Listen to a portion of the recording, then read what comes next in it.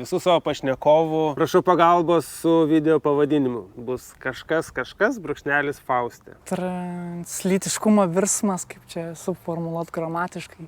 Tai o kodėlgi ne? Translytiškumo virsmas, brūkšnelis Faustė. Taip.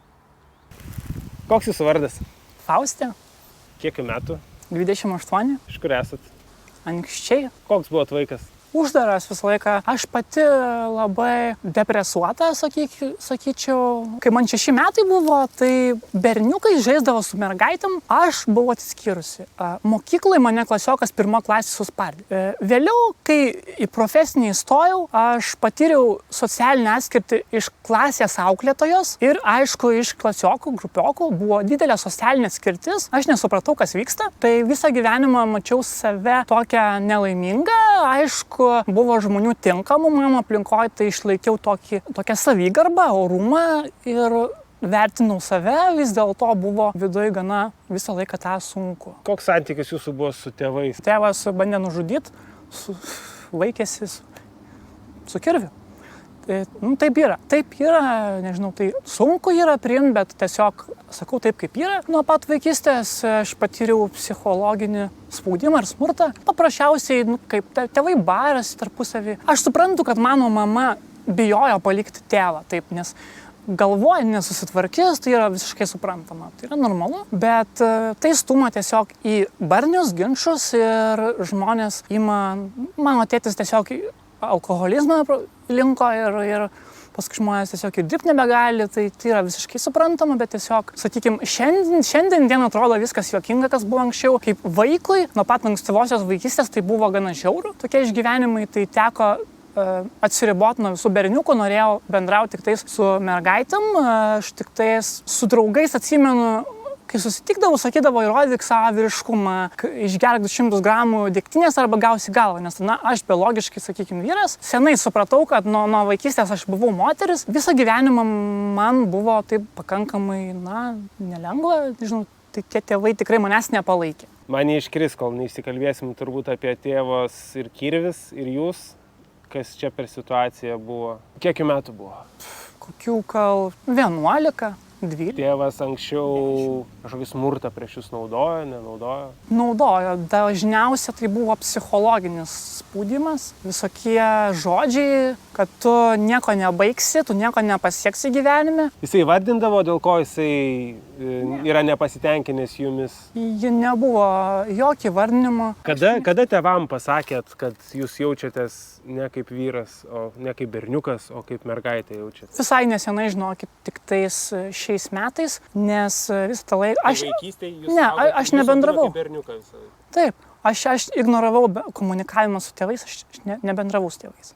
Kiek įmanoma atsiribau, man tai buvo labai negatyvu, aš norėjau visą laiką pozityvius dalykus žiūrėti, mokslas, menas, o ne toksišką aplinkoje gyventi. Aš tiesiog ignoravau nuo vaikystės. Koks santykis buvo su mama? Jo tiesiog to santykio labai, kaip ir sakau, didelio nebuvo. Taip, nes šiuo metu mano tėvas jau senai miręs. Mama, pavyzdžiui, dabar yra labai negatyvus požiūrio ir turinti daug stereotipų apie translytiškumą, taip, nes aš esu translytė mergina, liaudiškai psichinis žmogus yra, nes yra dar prie psichinių sutrikimų priskiriama, nors užsienį, net ir toje pačioje Europos Sąjungos šalyse jau yra tiesiog paprasčiausiai būsena, translytiškumas tiesiog yra būsena susijusi su lytinė sveikata, tai žmonės kitur supranta, kad tu jauties diskomfortą visą gyvenimą. Aišku, iš mano tėvų, šiuo atveju iš mamos, tai tikrai tokio supratimo nėra, tai čia įprasta. Ką veikėt po mokyklos?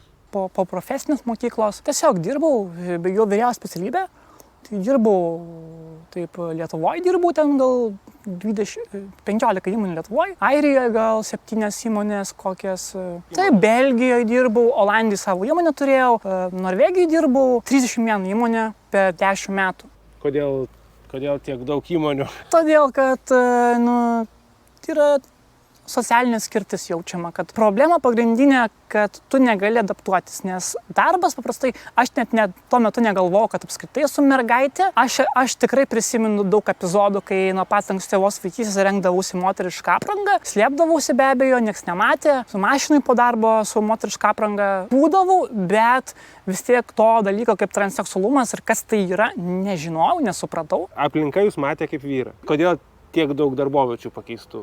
Buvo prie pastolių, sakykime, mano įmonė daryta, ten Tomorrowlandas, scenas statėm. Pats draugas padėjo man įsidarbinti, bet pats draugas pasakė, dirbi kaip mergaitė, ne dėl to, kad prastai dirbu. Sako, čia nediskutuot susirinkom, jam nepatiko, kažkas yra, kas žmonėms nepatinka. Taip visą laiką yra ta pati situacija. Tas pats, kaip aš gyvenau, sakykime, su kitu žmogum, 2 kambarių, yra būtas, reiškia 3 kambarių ir vienam kambarį 2 žmonės. Taip, mano kambariokas, sakykime, mane matė kaip vyrą tuo metu, jis ten apie krepšinį galvoja be abejo ir panašiai, o aš galvoju apie tenais psichologiją, žmonių konsultavimą, prie kompiuterio dirbu, jis jaučia, kad jis negali su manim rasti bendros kalbos. Jis jaučia, kad kažkas yra ne taip, kad bendrauja tarsi su mergaitė, nors tenais kaip ir vyras iš išvaizdos ir tokia yra labai įdomi socialinė skirtis. Tai dėl to tiek daug ir pokyčių nuolat keisdavotės darbovietės,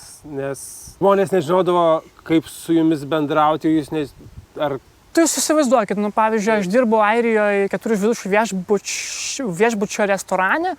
Dirba 15 vyrėjų iš 15 skirtingų šalių ir tenais man pasako, ką nors padaryti vadovas gamybos, aš tik tais atsakinėju trumpai, niekada nededu jokios iniciatyvos apskritai kokį nors užmegzt pokalbį, nes viskas yra kuo trumpiau, tik tais, kas reikia, kad atsakau, daugiau nėra iš manęs jokios komunikacijos, nes aš jaučiuosi, kad manęs nesupras. Jaučiu, kad tie žmonės negali tokios empatijos turėti man, ta prasme, įsijausti mane. Ta būsena yra gana sudėtinga žodžiais paaiškinti, bet tai yra diskomfortas. Aš visą gyvenimą pragyvenau viena, taip neturėjau jokių santykių su kita lytim, sakykime, kaip pora. Tai yra gana sudėtinga, tiesiog jauti neapykantą, jauti, kad kiti žmonės turi viską, tu negali turėti. Visą gyvenimą jaučiatės nesuprasta. Taip, be abejo. Ar kyla iš to kažkoks neapykanta, bet kažkokia priešprieša, neigiamas požiūris į kitus žmonės?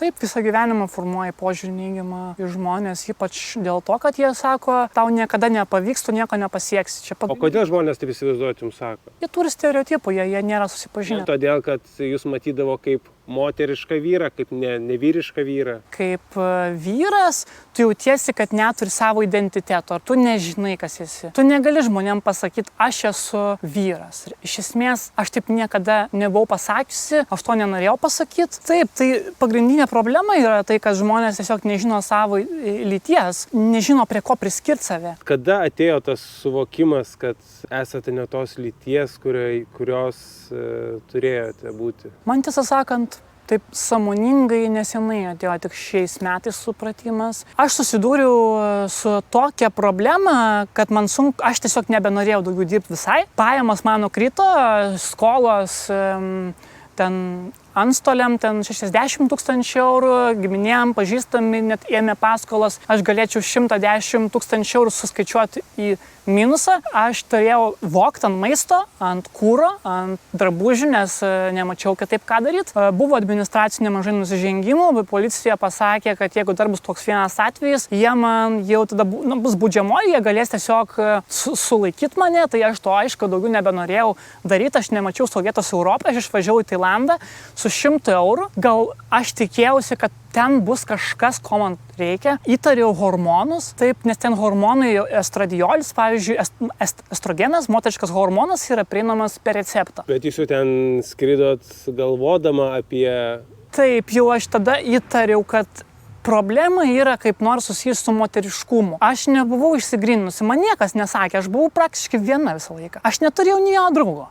Visą gyvenimą. Tai aš nuvažiavau į Tailandą, tenais pavartojau savaitę hormonų ir supratau, kad dabar aš jau galiu jaustis gerai, aš jaučiuosi gerai gerai, tai tuo kaip ir turėčiau jaustis, kaip ir visi žmonės jaučiasi, nieko nesu skirtinė. Pradėjau jausti tokį jausmą ir tai buvo man kažkas labai naujo. Pradėjau domėtis ir supratau, kad taip, yra tokių žmonių nemažai ir dar graikų, ten renesanso laikotarpį buvo translyčių, dar buvo Romos imperijoje, senovės Egipte buvo, tai nėra kažkas naujo, kaip dabar sako mada, tai yra stereotipas, tai yra labai nuo seno atėjęs, buvo žmonės androgenai, kur ir vyro ir moters veidas vienu metu. Ir taip žmonės gyveno 1000 metų, ten Indijoje. Tai vat supratimas ir toks išsigryninimas jis įvyko išvykus į Tailandą. Taip supratau. Taip. Tas hormonų bandymas, kaip jūs tada pasijautėt, kas įvyko? Aš po pirmos savaitės pajaučiau būseną. Visų pirma, euforija labiau tokia, pasitenkinimo būsena, džiaugsmas, pasitikėjimas. Paskui aš pamačiau netgi prasmę po savaitės, po 2 ten pabūs Tailande, pamačiau prasmę grįžti į Europą, aš pagalvojau, aš su šitais vaistais galėsiu išlikti vienam darbę tiek, kiek aš norėsiu. Aš mačiau, kad tai bus. Aišku, su 100 eurų nuvažiavus į Tailandą, ten buvo labai sunku. Turėjau vėl skolintis pinigų, kad tenais iš viso būčiau, keliaučiau ir grįžčiau. Ir man tai gana sunkiai sekėsi tuo metu. Bet grįžau į Lietuvą, iš karto įsidarbinau į prekybos centrą. Kaip kasininkė supratau, kad čia tikrai man bus vieta gera ir aš čia tikrai liksiu tam darbė, nes jau tada praėjo mėnesis laiko ir aš pajaučiu, kad man atsiranda potraukis vyrams. Ir kai atsiranda potraukis vyrams, tu imi iš esmės taip nebe teoriškai, bet būsenos prasme praktiškai suprast, kad tu esi moteris ir kuo toliau, tuo labiau šitas stiprėjo ir man atsirado daugiau kantrybės. Sakykime, nes aišku, keičiasi hormonai, kaip vyrai galbūt mažiau kantrybės turi, įvairiai visko būna. Mano atveju tikrai daugiau kantrybės atsirado, empatijos daugiau atsirado ir aš tiesiog supratau, kad tai man bus lengva dirbti kaip ir tu. Ir taip tikrai buvo. Ir aš dirbu iki dabar, iki ten prekybos centre. Ir aišku, kad galėčiau dirbti toliau, jeigu man būtų poreikis. Iki hormonų, kuriai lyčiai jautėt potraukį? Jokį, visai. Nes atrodo kaip vyras. Žinai, kad tikrai nesi gėjus. Tai reiškia, tikrai ne su vyrais nori bendrauti. Moterims nebuvo jokio potraukio. Bet vyrams irgi? Taip. Vyrams nebuvo potraukio. Kai pradėjau vartoti hormonus, be abejo, žinom, kad sėklidėse yra gaminamas testosteronas. Ir aišku, kad sėklidės traukiasi, mažėja tos medžiagos ir daugėja hormono moteriško estrogeno. Tai automatiškai tavo kūno sudėjimas keičiasi, tau krūtinė auga, plaukų kitokia struktūra, oda pasidaro minkšti, švelni. Pradedi išgyventi brendimo laikotarpį. Tai visiškai toks pat laikotarpis, kaip kiekviena mergaitė 14 metų išgyvena. Šiuo metu aš 5 mėnesius vartau hormonų nuo dabar. Tai reikia 3 metus koks vartoti, sakykim. Tai jau dabar per 5 mėnesius įvyko daug. Nuo to, kaip aš atrodžiau, palyginus, tai mano buvo prieš 5 mėnesius veidas labai negatyvus, labai liūdnas ir tokios akys, žmogus praradusi prasmę. Šiandien aš esu užsidegusi veikti, motyvuota, laiminga, noriu kurti šeimą, turiu draugą, galima sakyti taip, ir aš gyvenu laimingą gyvenimą šiuo metu. Aš turiu dabar žmonių, kuriems galiu padėti ir padedu, ir jie labai yra dėkingi, ne tik tarp translyčių, kaip psichologija padedu bendrai pagal savo pačios sukurtą psichologinę mokyklą. Kaip aplinka, pažįstami,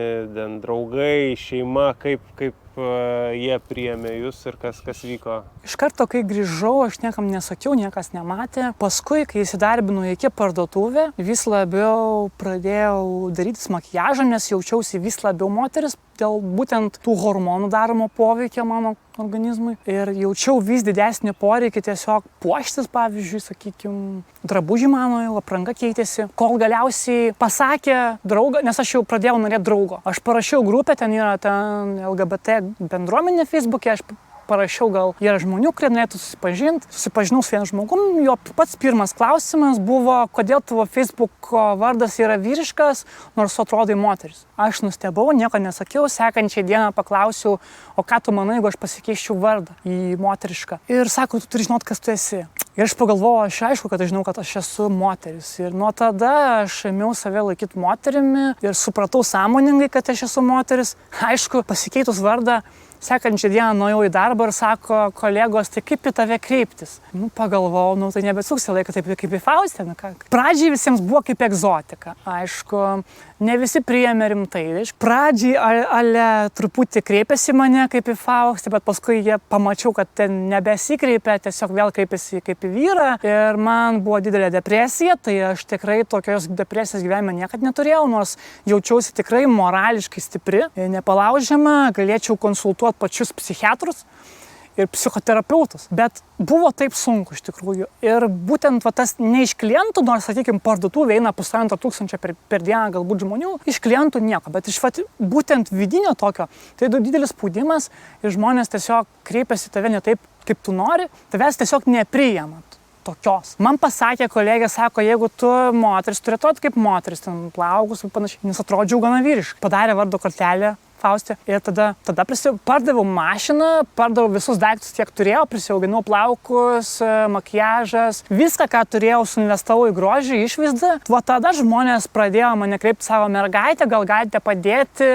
kokią gražuolę ar panašiai. Žmonės tada pradėjo mane iš esmės laikyti moterim ir aš tada jau pradėjau ir pati pastebėti tą hormonų poveikį, kad mano kūnas yra forma kūno moteriška, šikna atsiranda, užpakaliukas, taip sakykim, tu jautiesi iš esmės kaip moteris jau taip gana tikroviškai, nebesi vyras ir negali savęs taip laikyti. Hormonai Tailande, tai tiesiog suprantu, kad nusipirkot hormonų, o grįžus į Lietuvą jūs vartot hormonus toliau. Kaip yra Lietuvoje, kas juos išrašo, kaip tai vyksta? Sakykime, aš privačiu keliu pasirinkau, tai aišku, kreipiesi pas psichiatrą 3 lygio. Jeigu jie nusprendžia, kad tau nereikia ten 2 metus lankytis pas psichoterapeutą, tai jie tiesiog siunčia tave pas psichologę irgi jinai yra pasirengusi dirbti su translyčiais. Susimoki už 2 valandas konsultaciją psichologinis tyrimas. Tada tu grįžti su to psichologiniu tyrimu pas psichiatrė, jinai tau duoda diagnozę, kad tau yra diagnozuotas transseksualumas. Su ta diagnoze gali kreiptis ten į šeimos gydytoją gauti medicininę pažymą, su ta pažyma medicininė į, pavyzdžiui, metrikaciją pasikeisti vardą, jeigu nori, ten panašiai.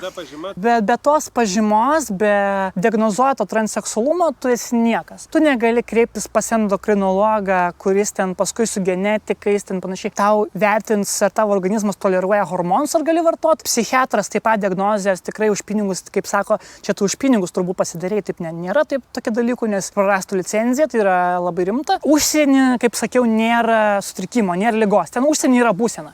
Lietuvoje yra senas mentalitetas. Ir tai yra pripažinta vėlgi popieriuose kaip liga. Taip, kaip sutrikimas. Psichinis būtent sutrikimas, reiškia liaudiškai tariant, kad žmogus yra psichinis. Jūsų tikslas yra pilna lyties keitimo operacija, ar kaip į tai žiūrit? Man asmeniškai norėtųsi taip, įskaitant chirurginės operacijas, nors žinau, kad mažuma žmonių jas yra pasirengę bent jau arba nori turėti. Aš vartot planuoju 3 metus panašiai hormonus, tada gauti orchektomiją, tai yra sėklidžių šalinimo operacija, paskui yra vaginoplastika, iš varpo suformuojamas makšties kanalas, lytinės lūpos sukuriamos galbūt ir yra genitalijų pertvarkymo dar. Operacija tai jos, nežinau, Vokietijai kainuoja gal bendrai sudėjus 75 000 eurų, Airijai kainuoja galbūt 50 000. Aš žinau, kad finansuoja valstybė, tu be abejo turi dar ir įsikurti kitoj šaly, nes Lietuvoje, aišku, tokių nėra atliekama operacijų, nebent ten šalinimus, kokių nors ten sėklidžių, bet translyčiams greičiausiai ne. Ar vėliau nesikeis mano noras dėl operacijų, nežinau, bet šiuo metu bent jau tai tikrai tokį tikslą turiu. Sakykime, kad pilnai norėčiau taip, kad atrodyti kaip moteris. Ačiū, Faustė. Prašom.